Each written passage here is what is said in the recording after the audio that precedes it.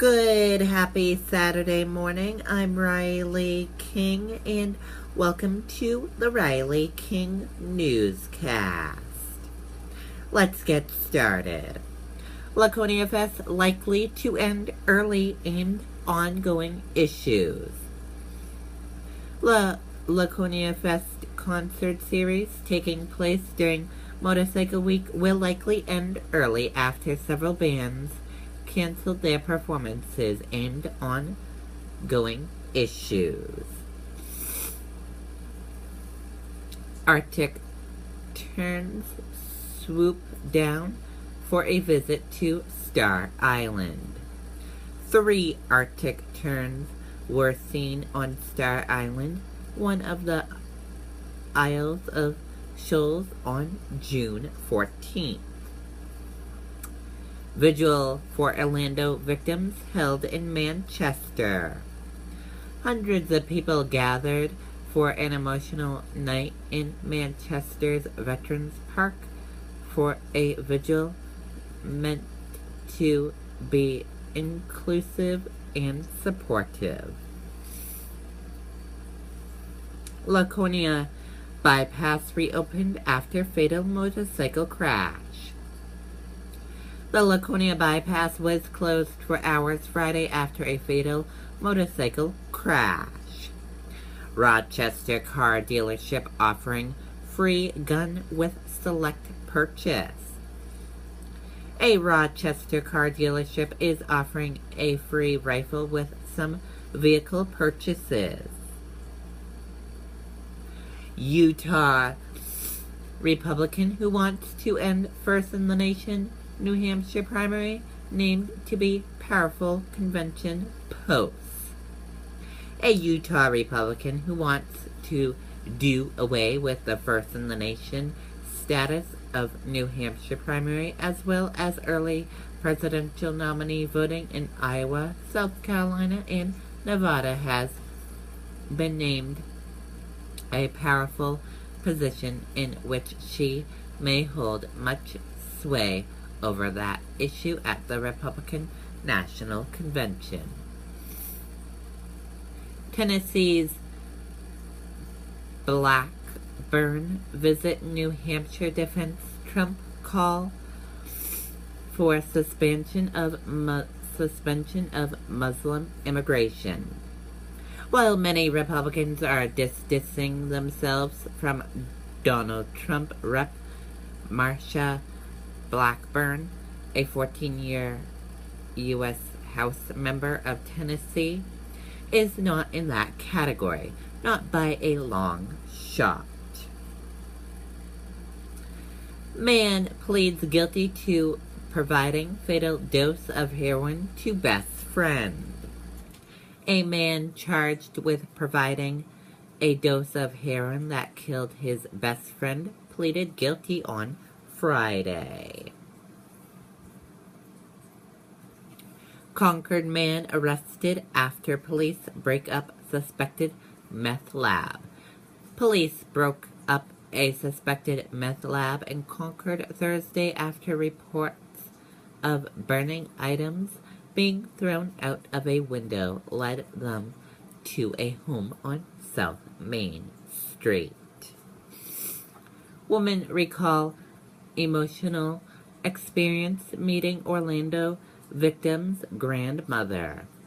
2 women from Merrimack are sharing the emotional experience after they shared a fight with a woman who lost her grandson in the Orlando nightclub shooting.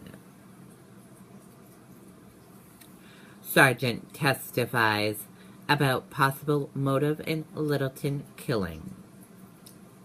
A New Hampshire State Police sergeant testified Friday about a possible motive for why a man was killed in Littleton in late May.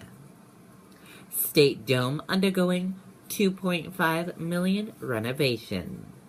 In 3 years, the State House will celebrate its 200th birthday, but before the celebration of its bicentennial, the historic building is undergoing a renovation project that will take months to complete. Video of unhappy dog at pool party goes viral.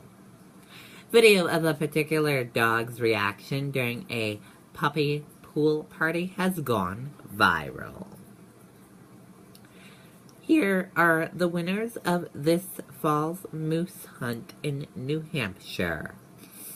Dozens of hunters are celebrating after they received moose hunting permits Friday. Update: new TV ad, GOP group hits Hassan for using taxpayer dollars for security while campaigning. The same pro-Republican issue advocacy group that accused Governor Maggie Hassan of lagging in the fight against the state's heroin epidemic will return to the airwaves Friday, this time criticizing her for spending taxpayer dollars on her security detail for political events.